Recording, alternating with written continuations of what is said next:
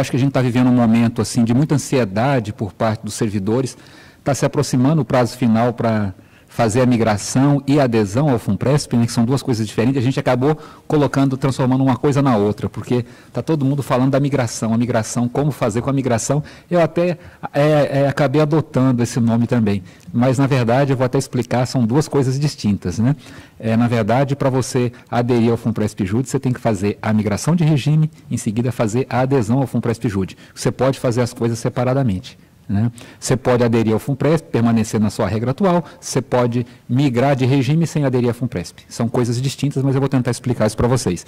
Segundo diz a lei, você migra, essa decisão ela é irrevogável e retratável, né? E é também, principalmente, individual. Quer dizer, não sou eu aqui que vou dizer para você migrar, não é o Luiz Serrano que vai dizer para você não migrar, a gente vai trazer aqui para vocês elementos. Aqui, a quem se aplica, né, é a Previdência Complementar. A gente teve um cuidado aqui de colocar aqui todas aquelas situações, acho que a gente tem aqui pelo perfil que eu estou vendo, já até conversei com alguns colegas no restaurante também e tudo, a gente tem gente aqui, acho que está nas 4 situações, né? Eu tenho aqui o pessoal que é da paridade e integralidade, que é todo mundo que entrou até 31/12/2003.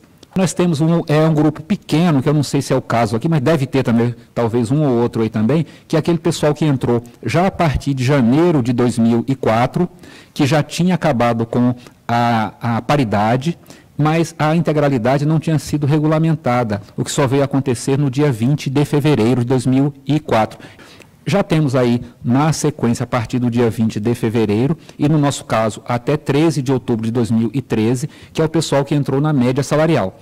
Já entrou no serviço público, continua pagando previdência sobre 11%, mas já não sai mais com paridade, mas com a média calculada com base nas 80% maiores contribuições, e aí com reajuste também não paritário com o servidor em atividade, mas pelo mesmo índice que corrige os benefícios do regime geral de previdência social, no caso o INPC.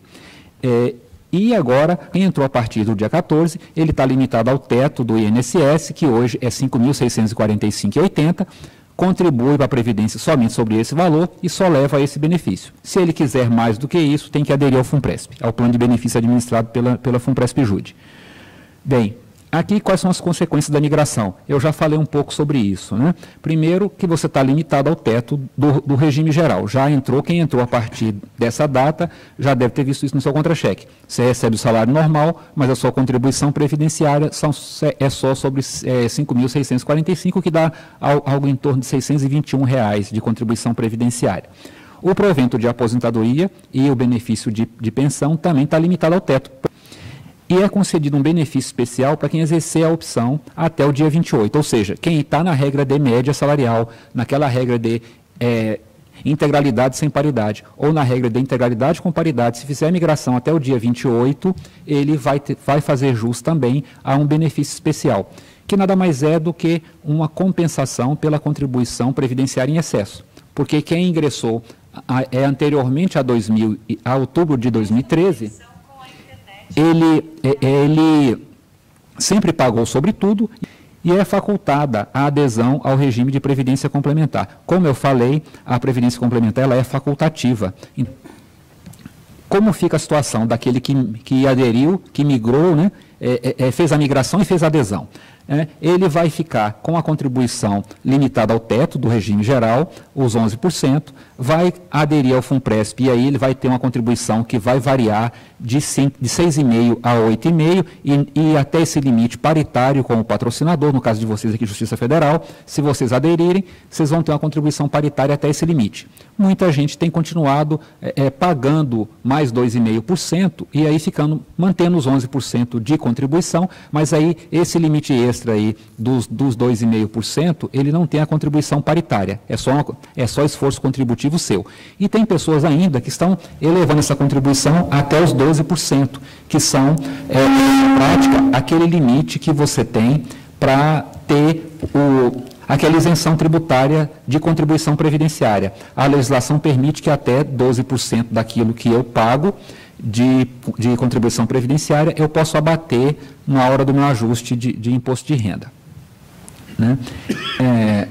Aqui tem uma questão importante daquele que faz a adesão nessa condição, como participante patrocinado, ele tem o FCBE, que é um fundo coletivo, mutualista, que vai fazer jus a alguns benefícios, né? Que eu cito ali: a aposentadoria por invalidez, a pensão por morte do participante, o aporte extraordinário, que é para compensar a questão da mulher, que se aposenta com menos tempo de contribuição do que o homem, pessoas com deficiência ou que existe atividade de risco ou condições especiais que prejudicam a saúde ou integridade. Uma outra questão é o seguinte também, gente: como o regime agora passa a ser decapitalização, pode acontecer infortúnio. Você faz a adesão e, de repente, você não cumpre aquele período laboral que você imaginava cumprir, sai antes do tempo. Como você não carreou os recursos suficientes, seu benefício vai tender a ficar menor do que aquilo que, de fato, você esperava. E aí, o que vai acontecer? Você vai exaurir seus recursos lá na fundação mais rapidamente. E aí, o FCBE, ele vem em socorro, trazendo um benefício que fica 70% do benefício originalmente pago, e aí ele fica com natureza vitalícia. O que considerar a favor da migração? Primeiro, incerteza em relação à previdência do servidor, porque parece estranho falar isso, né? Eu tenho um regime de previdência complementar que é regido por uma lei ordinária, e tem, por outro lado, as regras de aposentadoria do servidor público, que é regido pela Constituição Federal. Mas hoje, se a gente fizer uma retrospectiva do que tem acontecido nos últimos 25 anos, o que a gente percebe é que, embora as regras estejam com proteção constitucional, elas estão bastante frágeis. Nós já passamos por inúmeras reformas e estamos em vias de ter mais reforma também. Então, assim, a gente já vem num processo de mudança nos últimos 25 anos, e quem não está antenado com isso não está se apercebendo que o que nós temos hoje de previdência para o servidor público não é aquilo que tínhamos há 25 anos atrás, mudou completamente, né? Isso, de alguma maneira, está mexendo com o ímpeto dessas pessoas no sentido de procurar mais segurança. Quem está vendo que o sistema está ruindo, achando que ele não tem futuro, está migrando. Então, isso é uma coisa que tem sido levada em consideração. Congelamento de quintos, gente, é uma questão importante também. Quem incorporou funções sabe que ela foi transformada em VPNI, que é vantagem pessoal nominalmente identificada. O que isso significa? Que ela só vai sofrer correção quando tiver reajuste geral. E quando foi o nosso último reajuste geral? Janeiro de 2003, tem 15 anos e meio, já indo para 16 anos. Então, quem tem nos quintos uma parcela importante da sua remuneração e aí dos seus proventos no futuro também, já sabe que essa parcela importante já está há 15 anos sem correção, caminhando para 16 e vai ficar o resto da vida, porque até onde a gente sabe, database não volta mais. E ao não voltar, isso não corrige. Quando você faz a adesão, você pode optar por contribuir sobre o FC e CJ, isso vai para a sua base contributiva e vai engrossar a sua conta individual, de modo que seu benefício tende a ser maior lá na frente. Tem um benefício fiscal aqui que tem a ver com o regime de tributação hoje que a gente tem, que diz o seguinte: aquilo que você contribuiu, já até falei disso, né? Até o limite de 12%, esse recurso você pode abater no seu imposto de renda. Então, na verdade, não é um benefício fiscal direto, ele é um diferimento no tempo. Enquanto eu estou acumulando recursos, eu não pago. Fica um incentivo para que eu acumule. Lá na frente, quando isso vira benefício e eu começo a receber, eu vou pagar o imposto de renda. Garantia de reajuste nos proventos. Por quê? Quando você migra, você está limitado ao teto do INSS, sobe todo janeiro pelo INPC. Quem tem direito ao BE, a lei que criou a 12.618 fala que ele tem o mesmo índice de correção do INSS, ou seja, INPC. Bem, óbito ou invalidez precoce, compartilhamento de risco, seguro. O que isso quer dizer? É aquilo que eu falei para vocês, gente. Como a partir de agora, quem migra e faz a adesão, uma parte do seu benefício vai depender do seu esforço contributivo. E se acontecer qualquer intercorrência nesse percurso? Você está estimando que vai trabalhar mais 30 anos, 5 anos depois você sofre um acidente ou tem alguma doença que te incapacita para o trabalho. Você vai se aposentar, você vai parar de contribuir, seu saldo de conta vai ser 1/5, 1/10 daquilo que você estava estimando ter. O que vai acontecer? Na hora que você somar as parcelas do seu provento, ele vai ficar menor do que aquele que era o estimado. Então, para poder mitigar isso, qual é a solução? É contratar seguro. E aí um seguro coletivo que vai, assim, ele é facultativo, mas ele vai prover seu saldo de conta se ocorrer qualquer evento de invalidez ou morte nesse percurso que você estava projetando. Nós já estamos finalizando os estudos e vamos oferecer o produto até o final do ano, a gente já vai estar oferecendo seguro. E tem uma questão importante também, gente. Quem está pensando em fazer migração e adesão, levar em consideração o seguinte: se você já é mais antigo e tem muito tempo de serviço, e esse tempo, uma boa parte dele é de iniciativa privada, pode não valer a pena migrar, por uma simples razão. Para efeito de benefício especial, só entra o tempo de serviço público. A questão de imposto de renda sobre benefício especial. Gente, eu entendo que incide, por quê? Essa parcela tem natureza remuneratória, embora ela seja compensatória, eu estou devolvendo o que você contribuiu em excesso acima do teto do INSS. E como é que você calcula o imposto de renda sobre o seu salário? Você pega o seu salário bruto menos a contribuição previdenciária. Então, ele sai da base tributável. Se eu agora vou te devolver aquilo que eu cobrei em excesso, ele volta a ser remuneratório, eu tenho que pagar. Para mim, é simples assim. Eu teria que pagar, acho que não tem muita discussão. Tem uma linha aí na magistratura que está defendendo o seguinte, que isso seria indenizatório. E ao ser indenizatório, não pagaria nem previdência, nem contribuição para imposto de renda. A questão da contribuição previdenciária. Aqui, assim, embora a resposta seja fácil, a solução é um pouco difícil. Porque, primeiro é o seguinte, não tem nem lógica você falar de tributar o BE. Por quê? O que é o BE? Ele é a devolução de contribuição previdenciária. Faz sentido eu cobrar contribuição previdenciária de devolução de contribuição previdenciária? Nem lógica isso tem. Boa tarde a todos, a todas. Quero agradecer novamente o convite do sindicato a participar com vocês desse debate. A questão previdenciária é, de fato, uma questão bastante relevante para todos nós, sejamos advogados de servidor público ou vocês mesmos. E vocês passam agora por um momento crucial, né? Acho que a fala do Amarildo já demarcou bastante a complexidade dessa escolha, a dificuldade dessa escolha e a gravidade da decisão que vocês vão tomar. Por isso, o nosso trabalho aqui é mais de tentar, claro, não só esclarecer sobre as eventuais opções que vocês vão fazer, mas também criticar alguns dos aspectos positivos que são colocados nessa opção. E, de início, já vou dizer que os aspectos políticos que foram levantados pelo Amarildo, né, com todo o respeito, como a possibilidade de reforma do sistema previdenciário, congelamento de gastos, etc., a meu ver, não deveriam jamais ser colocados como pontos positivos da adesão ao FUNPRESP, e sim destacados para vocês como necessidade de luta para impedir que elas ocorram. Nós não podemos dar a reforma previdenciária como ultrapassada, como vencida, tanto é que ela não foi. Nós vencemos a reforma previdenciária de 2016, gente. Vocês venceram. Não foi o governo que venceu. Que nós estamos falando aqui, eu diria, de 3 grupos de servidores. Estamos falando daqueles servidores que já eram servidores públicos antes da emenda 41, portanto até 31 de dezembro de 2003, permanece com os direitos à integralidade e à paridade. A paridade não é só o reajuste geral de remuneração, gente. A paridade é a extensão a esses servidores de toda e qualquer vantagem futuramente concedida aos servidores em atividade. Contribuição era de 11%, aposentadoria integral, aposentadoria sem teto e direito à paridade. São as marcas desse período. Se esse servidor opta ou melhor, migra, pretendendo o BE, migra para o regime de previdência complementar, ainda que não faça adesão ao FUNPRESP, se esse servidor migra, o que é que vai ocorrer com ele? Em primeiro lugar, a aposentadoria integral dele passa a ser aposentadoria pela média. Passam a ter teto, ele deixou então uma remuneração de 15, por exemplo, para calcular uma média que tenha dado, sei lá, 13, 12, 11 mil reais, e nem isso levará o teto de 5 mil e pouco.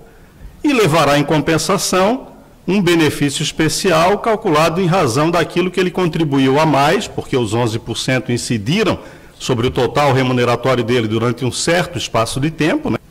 E se optar pelo FUNPRESP, obterá lá do FUNPRESP uma complementação de aposentadoria, que é uma interrogação, né? Não é impossível, no regime de contribuição definida, se dizer hoje qual será o resultado das aplicações financeiras, da gestão, etc., ao longo de X tempo, por mais que possa ela ser bem executada ao longo desse período.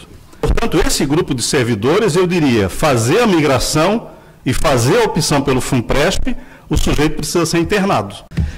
O segundo, ingressantes entre janeiro de 2004 e outubro de 2013, contribuição de 11% sobre o total remuneratório, aposentadoria pela média. Se eu ganho 15 mil reais e o cálculo da minha média deu 11, por exemplo, eu levo 11 para a aposentadoria, não estou submetido ao teto de 5.600 e pouco. Esses servidores desse grupo, então, também não tem paridade. Então, se ele ganhava 15 e a média jogou para 11, ele vai ter 11, porque não tem teto, e vai ter a aposentadoria dele reajustada anualmente pelo INPS, né, pelo mesmo índice do Regime Geral de Previdência, pelo INSS. O que alguns costumam dizer que é mais do que a atual situação funcional dos servidores. Se houvesse um reajuste geral de remuneração pelo INPC no mês de janeiro, que é o que se aplica no Regime Geral de Previdência, alguns costumam achar que isso é mais do que esperar o resultado da luta sindical. Eu diria, não é. Se olharem com cuidado o resultado das lutas sindicais de vocês, o resultado das lutas sindicais costuma ser superior a isso. Se eles optarem, o que fica a vida deles previdenciária? Primeiro, passam a ter teto. Então, aquilo que na média deu 11 para eles, mesmo que deu 11, cai para 5.600 e pouco. Ele vai ter um benefício especial, que é o cálculo que vocês todos estão tentando fazer aí. E se quiser o restante da complementação, buscam FUNPRESP. Eu diria que esse segundo talvez tenha interesse médio, né, por conta da incidência da média. É possível dizer que essas pessoas possam ter maior interesse de cogitar dessa migração, ou mesmo de adesão ao FUNPRESP, do que o primeiro grupo, sem dúvida. E o terceiro grupo é aquele que eu diria que já não tem muita opção. São os servidores ingressantes depois da regulamentação do FUNPRESP de vocês e que têm a seguinte condição previdenciária hoje. Contribuem em 11% até o teto. A aposentadoria desses servidores é pela média. Se a média ultrapassar o teto, eles estão vinculados ao teto. O cálculo dos proventos submete-se ao mesmo teto, o reajuste igual ao do RGPS. Para esse servidor, me parece que não sobra muita alternativa, né?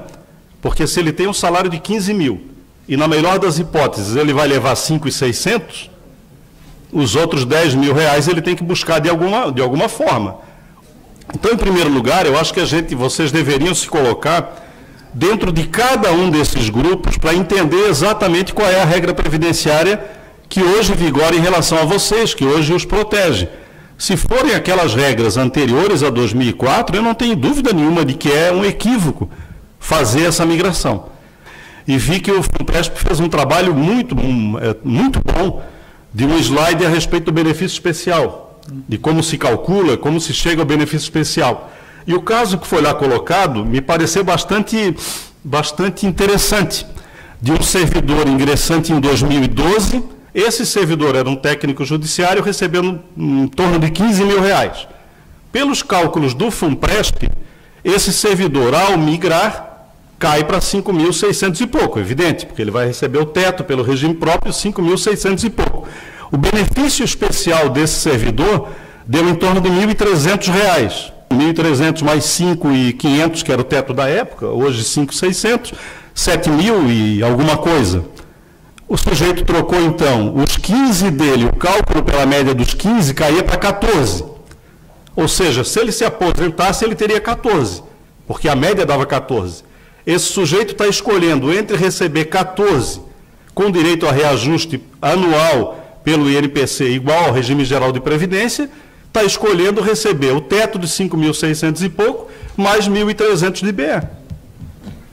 Ou seja, perde 52%.